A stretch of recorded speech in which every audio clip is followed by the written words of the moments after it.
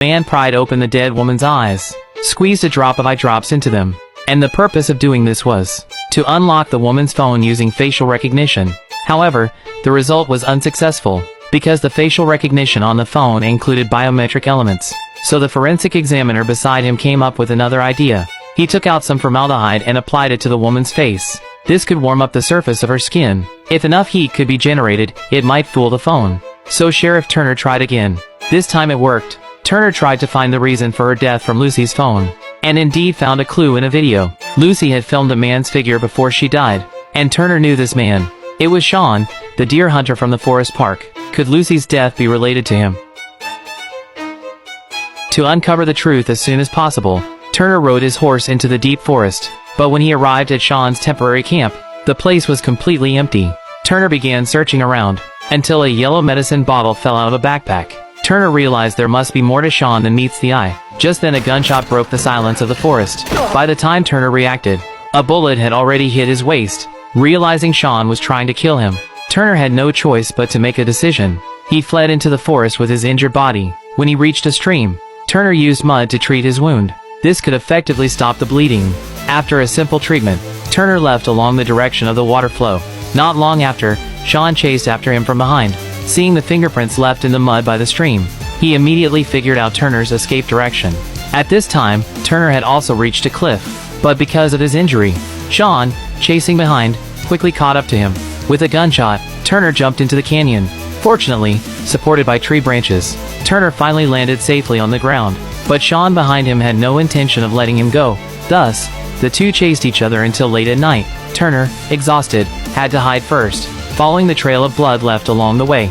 Sean still approached Turner's vicinity. In the end, Sean found him in a large tree, watching as the man was about to shoot Turner dead. Put the gun down.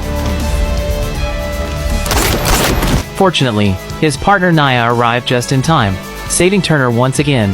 When Turner woke up, he was in the hospital.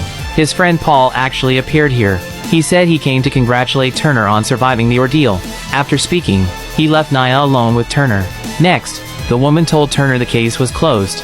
After ballistic comparison, the bullet holes on Lucy matched the gun in Sean's hand. That meant Sean was the one who killed Lucy. To evade legal punishment, he had faked Lucy's death as a cliff fall. Now the killer had been shot dead, so the case came to an end. The forest park where the death occurred reopened to the public.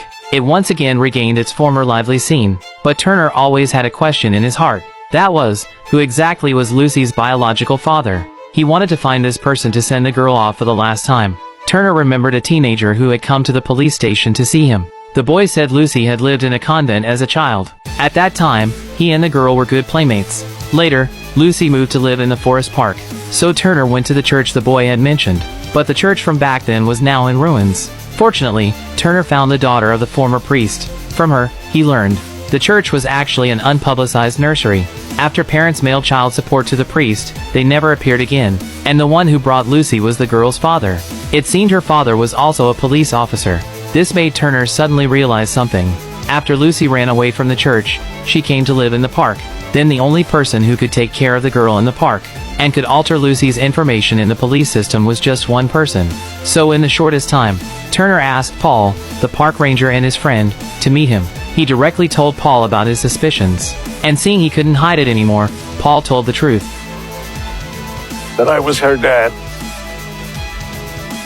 I was trying to do right by Lucy and by Maggie, but I had a wife and a family to look after and protect. Not even when she ran away from that place, came back here to you? I would have lost everything.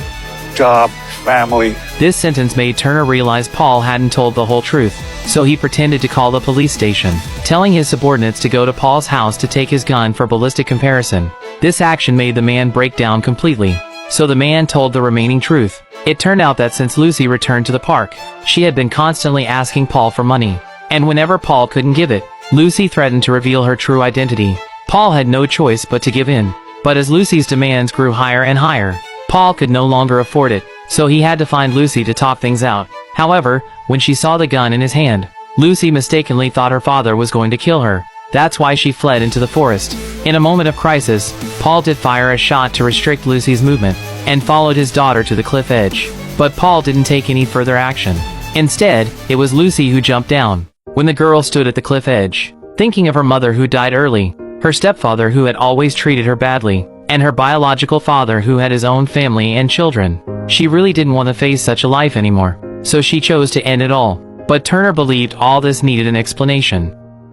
I just wanted her to know that I had to protect my family. She was family, Paul. Christ. But none of this was supposed to You have happen. to make this right.